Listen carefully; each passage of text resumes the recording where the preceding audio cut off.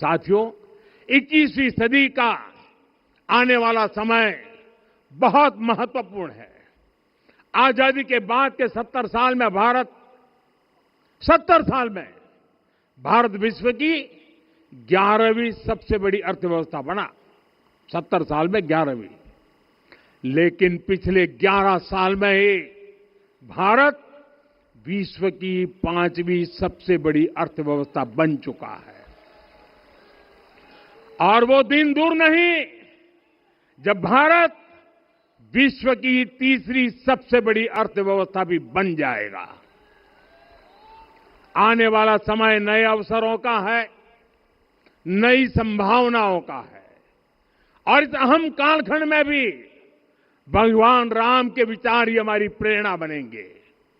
जब श्री राम के सामने रावण विजय जैसा विशाल लक्ष्य था, तब उन्होंने कहा था, सौरज धीरज ते ही रथ चाका, सत्यशील दृढ़ ध्वज पताका, बल विवेक दम परहित गोरे, क्षमा कृपा समता रजु जोरे। यानी रावण पर विजय पाने के लिए जो रथ चाहिए, शौर्य और धैर्य उसके पहिए हैं, उसकी ध्वजा सत्य और अच्छे आचरण की है, बल विवेक संयम और परोपकार इस रथ के घोड़े हैं। लगाम के रूप में क्षमा दया और समता है जो रथ को सही दिशा में रखते हैं। साथियों, विकसित भारत की यात्रा को गति देने के लिए ऐसा ही रथ चाहिए, ऐसा रथ जिसके पहिए शौर्य और धैर्य हो, यानी चुनौतियों से टकराने का साहस भी हो और परिणाम आने तक दृढ़ता से डटे रहने का धैर्य भी हो।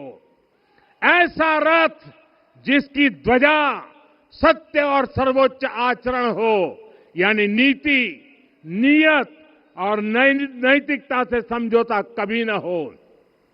ऐसा रथ जिसके घोड़े बल विवेक संयम और परोपकार हो, यानी शक्ति भी हो, बुद्धि भी हो, अनुशासन भी हो और दूसरों के हित का भाव भी हो।